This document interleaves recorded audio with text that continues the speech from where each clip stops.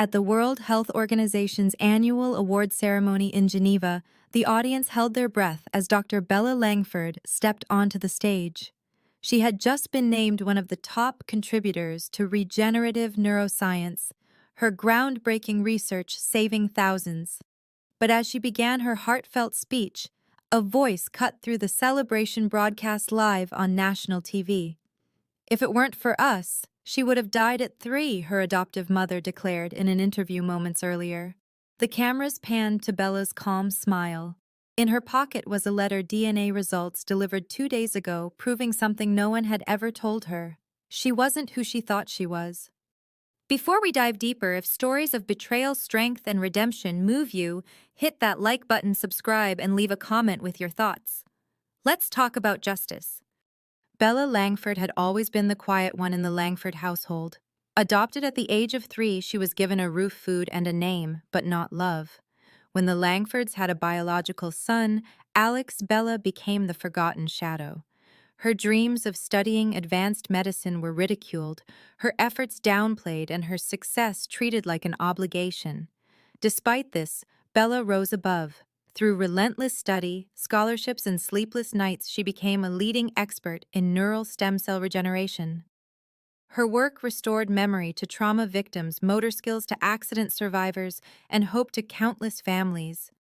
But behind the applause and accolades, Bella knew the truth of where she came from had been hidden for too long. A truth that had just resurfaced, wrapped in an envelope, signed by a man who unknowingly watched his own daughter save his life. Her past was about to collide with her present, and this time she wouldn't stay silent. Before Bella could reclaim her truth, we need to journey back to a childhood of silent sacrifice and secrets buried deep inside the Langford home. Shall we? Bella Langford's earliest memories were oddly quiet. Not the peaceful kind of quiet, but the kind that crept into the walls of a house where a child knew instinctively that her presence was a burden. She was 3 when the Langfords adopted her. At first, they called her their little miracle, posed for pictures, and even threw a welcome party. But just a year later, their real miracle arrived, baby Alex. From that moment, Bella faded into the background like an afterthought in her own life. By the time she was 7, the dynamic in the house was clear. Alex was the golden boy, and Bella was useful. When Alex wanted her toys, she had to give them up. When he broke a vase, she took the blame. And when Bella showed signs of being academically gifted, it didn't earn her praise. It sparked resentment. "You think you're better than your brother," Mrs. Langford once snapped when Bella brought home a state science fair trophy. "Maybe don't try so hard next time." At 12, Bella asked to join a summer program for gifted students in biology. The answer, a flat no. "We can't afford special privileges." Mr. Langford claimed then spent thousands on Alex's private tennis lessons. But Bella didn't stop dreaming. She studied under the blankets at night with a flashlight, borrowed textbooks from the library, and tutored classmates for extra money. In high school, she won a national essay contest and used the prize to buy her first microscope. Her teachers saw her brilliance, but at home it didn't matter. College Mrs. Langford scoffed when Bella got into Johns Hopkins on a full scholarship. "Don't forget who raised you. You owe us." And so began a life of debt she never agreed to. Once Bella graduated and became a physician scientist specializing in neural regeneration, the Langfords tightened their grip. They expected monthly support payments, $5,000 at first, then more as her work gained attention. When Bella hesitated, they'd remind her, "We took you in when no one wanted you. You wouldn't even be alive without us." Then came the house. An $800,000 home purchased entirely in Bella's name for Alex and his new wife. A wedding gift from the family, they told guests. Not one person knew Bella funded it all while living in a 1-bedroom apartment near the hospital. Despite everything, Bella never cut them off. Somewhere deep inside, she hoped for warmth that never came. On holidays, they left her name off invitations, but posted family photos online with captions like, "So blessed to be complete." When Bella questioned them, Mrs. Langford replied coldly, "You've always been too sensitive. That's why no one really connects with you." Still, Bella pressed forward. Her work consumed her, and maybe that was a blessing. She spent years researching treatments for spinal cord injuries, developing a revolutionary diagnostic app for early-stage neurological damage. Her patients recovered. Her name started appearing in journals. And yet to the Langfords, she was just their investment. Then, at a gala event hosted by the National Health Foundation, a man collapsed, mid-speech, diagnosed just in time thanks to Bella's app. The man was Edward Callahan, founder of Callahan Biotech, one of the largest medical research corporations in the country. He survived, but something in his expression shifted when Bella introduced herself. He stared at her with a strange intensity, his eyes softening, as if searching for something familiar. And a week later, Bella received a letter from a private investigator, one hired by Edward. Enclosed DNA results. Enclosed a truth Bella never saw coming. A chance encounter had opened a door to Bella's past, but what lay behind it would shatter everything she thought she knew. Let's step into the moment her world turned upside down. Bella stood in her lab, the soft hum of machines surrounding her as data flickered across a wall of monitors. Months of tireless research had finally borne fruit. Her AI-assisted application NeuroMap could detect early neurological disorders with over 92% accuracy, giving patients a chance to act before permanent damage set in. She should have felt proud. She was proud. But her hands trembled slightly as she opened a plain envelope that had arrived earlier that morning. No return address, only her name written in a firm, deliberate hand. Inside was the DNA report. And a letter from Edward Callahan. Bella, I believe you may be my daughter. Enclosed is the proof. Please, if this brings more pain than clarity, you don't need to respond. But I've been searching for over 25 years. Bella's breath caught in her throat. The file confirmed it, a 99.99% parental match. All her life she had been told she was abandoned, that she was unwanted, that the Langfords had rescued her. But it was all a lie. She ran her fingers over the paper, barely hearing the lab assistants outside congratulating her on NeuroMap's growing media coverage. The app had already saved dozens, most notably Edward Callahan himself, who suffered a minor neurological episode on stage at a biotech summit. It had been Bella's app run through the emergency team's device that flagged his condition in time. She had unknowingly saved her own father. When they met again, this time in private, Edward was cautious, emotional, but not dramatic. A man used to hiding heartbreak behind calm precision. He explained how his daughter had vanished after a car accident that killed his wife's cousin, who had taken the toddler on a short trip. Her body was never recovered, and the family assumed the worst. I never stopped looking, he told her. I never gave up. Bella listened in silence, absorbing a truth she had never dared hope for. There were photographs, medical records. A tiny birthmark behind her ear that matched his late wife's. Even a small lullaby music box that once belonged to her, and there were tears on both sides. But as one door opened, another cracked with warning. Because while Edward's name began circulating in the press as the man backing Bella's life-changing research, the Langfords started calling. First it was casual, just checking in, then more direct. We saw you on the news, with that man, and finally insistent. What is all this about your real father?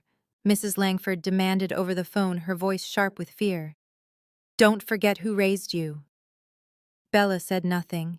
She didn't need to. The media was already putting the pieces together. Soon journalists unearthed the truth. Bella Langford, adopted under vague circumstances, turned out to be the long-lost daughter of billionaire philanthropist Edward Callahan. Headlines exploded. The same people who once ignored her now wanted interviews. Former teachers, old acquaintances, even estranged relatives of the Langfords reached out, some with praise, others with envy. The Langfords panicked. In a desperate move, Mrs. Langford gave an interview to a gossip channel. Smiling into the camera, she said, Bella would have died if we hadn't saved her. We gave her everything: our home, our name, our love. We made her who she is. It was a blatant manipulation, and Bella knew it. They weren't protecting her legacy, they were protecting their access to it. Alex, meanwhile, sent her a string of texts. At first pretending to be supportive. "Let's talk, sis." Then more aggressive. "You're not better than us. Don't forget who made you." And finally, a venomous voice message. "You think you're someone now. You're just a science nerd who got lucky. Don't cut us out. You owe us everything." But Bella didn't respond. She was done being guilt-tripped. She had one focus now: the upcoming Global Medical Ethics Conference in Boston, where she'd been invited to present NeuroMap and its impact on early detection of Alzheimer's, Parkinson's, and rare trauma-induced conditions. Edward would be there, and so would the press. It would be her moment to stand in truth, not just as a scientist, but as herself. 2 nights before the event, she received another surprise. A woman in her 60s knocked on her door, frail but graceful. Her voice shook. "Bella, I'm your mother." Edward had found her too. After the accident and the presumed loss of their daughter, she had suffered a severe breakdown and was institutionalized for a time. Now, with therapy and the return of her child, she was rebuilding. Bella held her for the first time since infancy, 2 souls who had been pulled apart by fate and reunited by science. It was overwhelming, it was healing, and it was just the beginning. But not everyone was ready to let Bella go. As she stepped into the spotlight to claim her truth, the Langfords prepared one last desperate attempt to pull her back no matter the cost. The grand hall of the Boston Convention Center was packed: doctors, journalists, CEOs, and scholars from across the globe. Banners announcing the Global Medical Ethics Conference hung overhead, and Bella Langford, now publicly known as Bella Callahan, was the final keynote speaker. As she stepped onto the stage in her elegant navy suit, a hush fell over the room. Her app NeuroMap had already saved hundreds of lives and was now being adopted by major hospitals. But more than her accomplishments, it was who she truly was that made this moment so monumental. And just as she began her opening words, a familiar, shrill voice echoed through the back of the room. "Don't forget who raised you, Bella. Tell them who wiped your nose and fed you when no one else would." Gasps swept the crowd. Bella froze for a half-second. Mrs. Langford stood near the media row, flanked by Alex, who looked more volatile than ever. Cameras spun toward them like hungry animals sensing fresh blood. "Tell them." Mrs. Langford shouted again, pointing at Bella. "We took her in when she had nothing, and now she thinks she's too good for us. She's a liar." Security moved quickly, but not before Alex stormed toward the stage. "You used us," he bellowed. "You'd be nothing without our money, our support." Edward Callahan stood up from the front row, face like stone, motioning firmly to the guards. They intercepted Alex just a few feet from the stage, dragging him away while he cursed, his voice thick with rage. Bella stood still, gripping the podium tightly. Her chest burned. The betrayal wasn't new, but the public shaming the way they tried to tear down everything she had built, that was a new low. She looked at the audience, at the blinking cameras, at her father and her mother, who sat together for the first time in decades. Then she took a deep breath. Her voice was steady, but her heart pounded. "The woman who shouted just now, she and her husband adopted me when I was 3 years old. And for many years I was grateful. I thought they saved me. But what I've come to learn is love doesn't come with a receipt. Family doesn't come with conditions." Murmurs rippled across the audience. The journalists leaned in, pens and phones poised. "When I was accepted into medical school, I wasn't congratulated. I was told I was selfish. When I worked double shifts to afford my first lab, I was asked to send money not for equipment, but for vacations I wasn't invited to. And when I made my first breakthrough, I was told to buy a house. Not for myself, but for their son, because he deserved it." Bella paused. Her eyes scanned the crowd, catching expressions of empathy, shock, and admiration. 2 weeks ago, I learned that I am the daughter of Edward Callahan, that I was never abandoned. I was stolen from my family and from the truth. And now that I've found both again, I won't let either be taken from me." A surge of applause erupted. Edward's eyes shone. Her mother dabbed a tissue under her glasses. But Bella wasn't done. "To the people who raised me, I say this thank you. You gave me food, a roof, and a name. But what you gave in shelter, you took tenfold in spirit. And I'm done paying debts I never owed." It was like thunder the way the audience responded.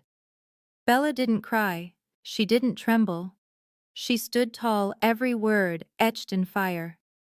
That night, the story went viral. Neuroscientist confronts abusive adoptive family on stage and owns her truth. Bella Callahan reclaims identity and breaks silence on toxic gratitude, adopted, abused, and now applauded. The rise of Dr. Bella Callahan. The Langfords, however, weren't celebrating.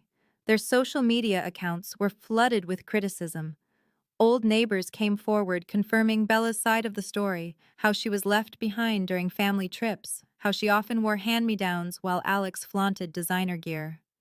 Even a former nanny spoke out, saying she once reported neglect but was dismissed. Alex's image crumbled. Colleges and biotech firms rescinded internship offers. Rumors surfaced of his erratic behavior and misuse of Bella's funds. One leaked screenshot showed him boasting about living off my genius sister's money. Within days, Mrs. Langford released a teary apology video insisting they were misunderstood, that Bella had always been free to leave. But no one bought it. The damage was done. Back in Bella's new home, she sat in silence with Edward and her birth mother, watching the news cycle unfold. But instead of feeling vindicated, she felt empty. Not because she doubted her choice, but because this final explosion proved just how much she had outgrown that chapter of her life. Later that week, Bella received a certified letter from Mrs. Langford. It was a handwritten note, terse and bitter congratulations. "You've made us villains. Hope your new family treats you better than we did." She didn't reply. Instead, she wrote one last letter addressed to the Langfords, but never sent. In it, she included a signed document, the establishment of a new medical scholarship at her institute. It would be called the Langford Fellowship. Not as a reward, she wrote, but as a way to transform pain into purpose. "Let this be the final transaction between us. I owe you nothing, but I offer this so we can both be free." And with that final act of closure, Bella made a choice not just to walk away, but to walk forward, toward healing, toward truth, and toward the life that was always meant for her. The media firestorm slowly faded, but the silence that followed felt louder to Bella than any headline.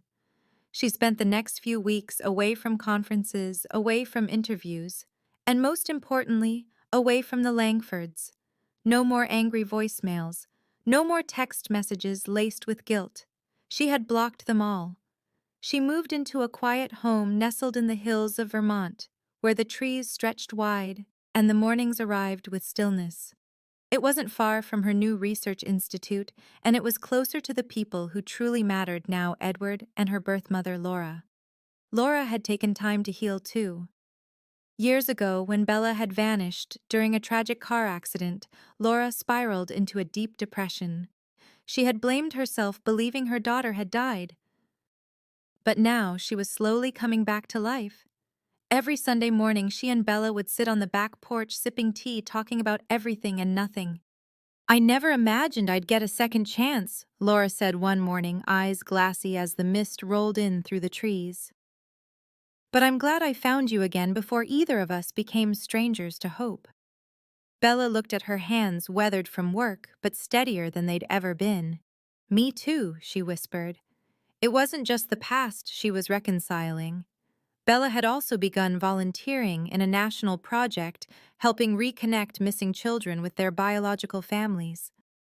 Her story had sparked a movement, parents and children reaching out, wondering if what they'd been told was true. At first, Bella hesitated. Could she really take on something so emotional when she was still rebuilding herself? But then she met a girl 12 years old, rescued from an illegal adoption ring. The girl was quiet, afraid to speak, clinging to the corner of the room like a shadow.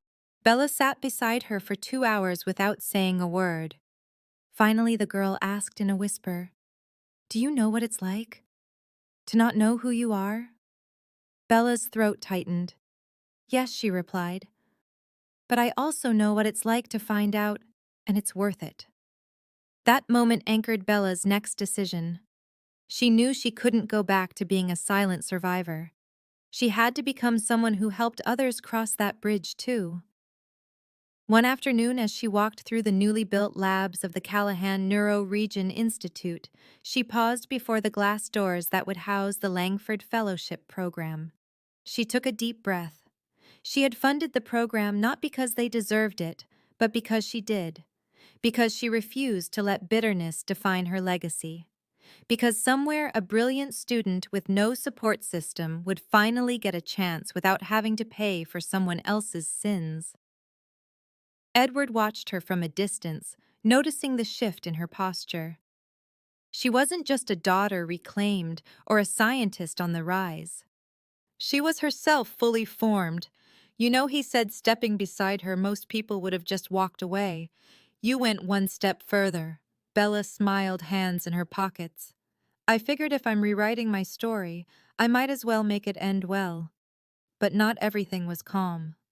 There were nights she still woke from dreams where Alex was shouting, or where Mrs. Langford sneered from the crowd. Some wounds didn't close, they just scarred over, and Bella was learning to live with that too. Laura became her quiet compass, and Edward her steady anchor. And somewhere in that triad of healing, Bella found a deeper voice inside her, one that no longer begged for love or permission. Her final act of closure came on a rainy Monday. She stood in the bank's office, closing the trust account she had once set up for the Langfords' money she thought would win them kindness. The clerk paused, surprised at the name. "They took out over 100,000 in just 1 year," he said, almost in disbelief. "Any reason you're closing it now?" Bella signed the paper, crisp and calm. "Because I finally understand I don't owe anyone for surviving." That evening, she drafted a public letter, not a speech, not a media stunt, but a heartfelt note published on her institute's website.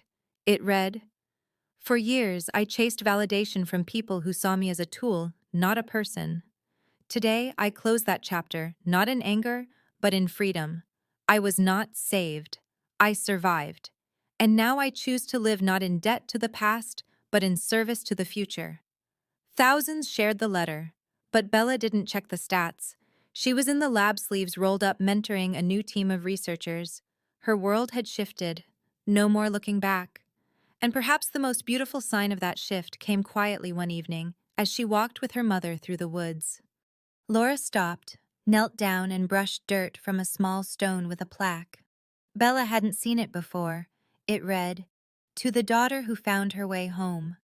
You are more than your pain. You are the proof that healing is real." Bella didn't say anything. She just knelt, rested her hand over the stone, and let the stillness settle in her bones. And with that choice to reclaim not just her name but her peace, Bella turned the final page on a painful past and stepped fully into the future she had fought so hard to deserve.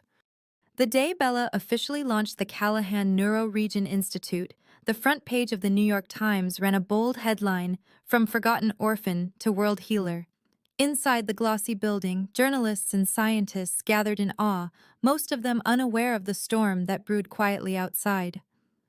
The Langfords had reached a breaking point. Alex's career had collapsed in the weeks following Bella's public severing. With his tantrum at the medical summit gone viral, no hospital or research facility wanted to touch his resume. Word spread fast entitled "Unstable Living Off His Sister's Name." A single job rejection turned into 10. Even his girlfriend left him, calling him a pathetic parasite in a now-deleted social post. Mrs. Langford attempted to salvage her image with a lukewarm press release. "We raised her as our own, but the damage was irreversible." Leaked messages, photos of extravagant vacations Bella never joined, and bank statements showing over $500,000 withdrawn from Bella's trust fund all made their way online. Public sympathy shifted hard. "You didn't raise her," one viral comment read. "You caged her." When the Langfords tried to file a legal claim on Bella's estate citing parental investment, the court dismissed them with a sharp statement. Providing shelter in exchange for exploitation is not parenting. It is manipulation. It was the kind of ruling Bella never asked for, but deeply deserved.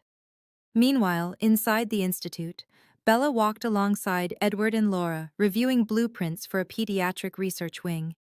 Children who had once been declared hopeless cases were now walking, talking, and smiling again thanks to her work. At the dedication ceremony, a former patient hugged Bella tightly and whispered, "You saved me. I want to be just like you." And for the first time in her life, Bella believed she was someone worth becoming. But before she could truly close this chapter, Bella had one final message to share with the world, a truth she'd carried her entire life, now ready to speak aloud. The auditorium fell silent as Bella stepped up to the podium at the grand opening of the Bella Callahan Institute. No tears, no bitterness, just peace in her voice and a presence that filled the room with quiet power.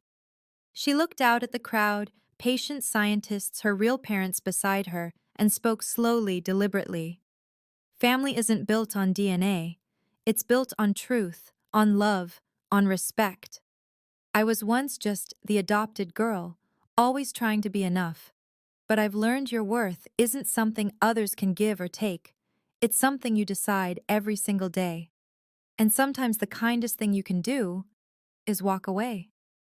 A standing ovation followed, but Bella didn't need applause anymore. She had found what no spotlight or title could give her: freedom. Her story wasn't about revenge. It was about reclamation. Of her name, of her purpose, of herself. So if you've ever been made to feel small, invisible, or unworthy, let this be your reminder. You have the right to say no, to begin again, and to become more than what they told you you'd be. If Bella's story moved you, like and share this video. And if you have a story of your own, you're not alone. Tell it.